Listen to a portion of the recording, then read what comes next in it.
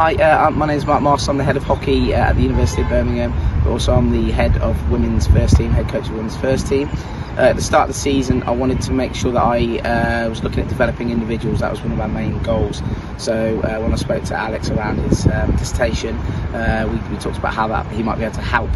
One thing was like, how do we measure helping individual players throughout the season, and what levels do they come in at, what levels do they leave.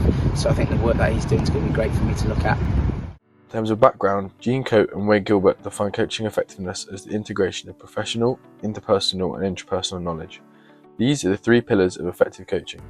These help to develop competence, confidence, connection and character in athletes, which are also known as the 4 Cs. However, research from Cushion and Ott highlight that individual development often gets lost in team environments, as coaching tends to prioritise group tactical objectives over individuals' improvement. Our study evaluates athlete outcomes and coaching contexts to understand and measure if coaching effectively supports both team success and personal development. By applying the 3 knowledge types and 4 Cs as a framework, we aim to bridge the gap between coaching theory and practice. So what did we do? To begin, we split the athletes into subcategories based on their shared playing experiences in hockey to see if the athletes who were in different stages of their career viewed the coaching effectiveness differently. These were our international athletes, players who'd represented their country at under 18s or above, first 11 players, players who consistently played in the National League team, and the fringe players, those who'd only played Bucks fixtures or minimal weekend fixtures. This ensured we collect the thoughts and opinions from across the squad, reducing the bias.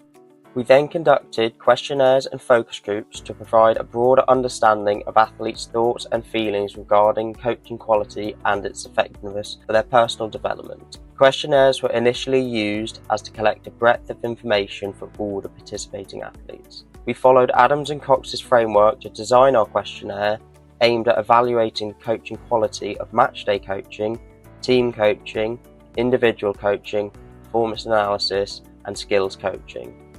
This provided us with topics to discuss in the focus groups over what athletes felt the strengths and weaknesses of the current programme were.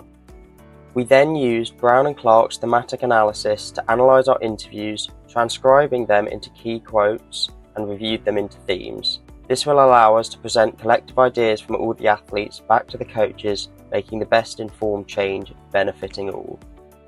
Preliminary results from the questionnaires showed that all athletes thought that team coaching provided was done to the highest standard. Performance analysis and matchday coaching were shown to also be well provided. However, the results showed skill coaching was neglected by the current programme as it was ranked the lowest by the majority of athletes. Early themes from our focus group discussions highlight key challenges in balancing individual player development with team-focused coaching. Firstly, players expressed the need for more pitch time for skill training and one-to-one sessions with coaches. Limited pitch time availability restricts opportunities for personalised development as players feel they're not getting enough targeted technical training. Players emphasise the need to receive session plans earlier and at a consistent time. As student athletes, they have limited time, which makes it hard to process and apply information effectively. This connects to interpersonal knowledge, as clear and consistent communication from coaches ensures players can prepare adequately. Post-match team talks were seen as too emotional and often influenced by the result, impacting professional knowledge and competence. While immediate debriefs are valuable, players felt that raw emotions sometimes overshadow constructive feedback. This highlights the role of intrapersonal knowledge, as coaches need to balance delivering real-time analysis and managing player emotions to build both confidence and connection.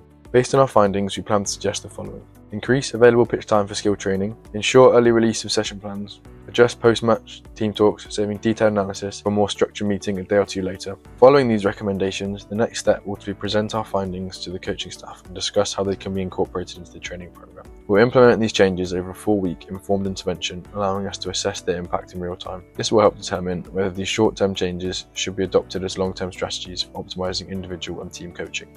Our study has limitations, however. Some of the selected athletes have had limited first 11 exposure this year, so their opinions might not reflect the current programme. Secondly, not all athletes have completed the initial questionnaire, potentially omitting some perspectives. And finally, some focus groups fell below the recommended 3 participants, making in-depth discussions challenging and potentially intimidating.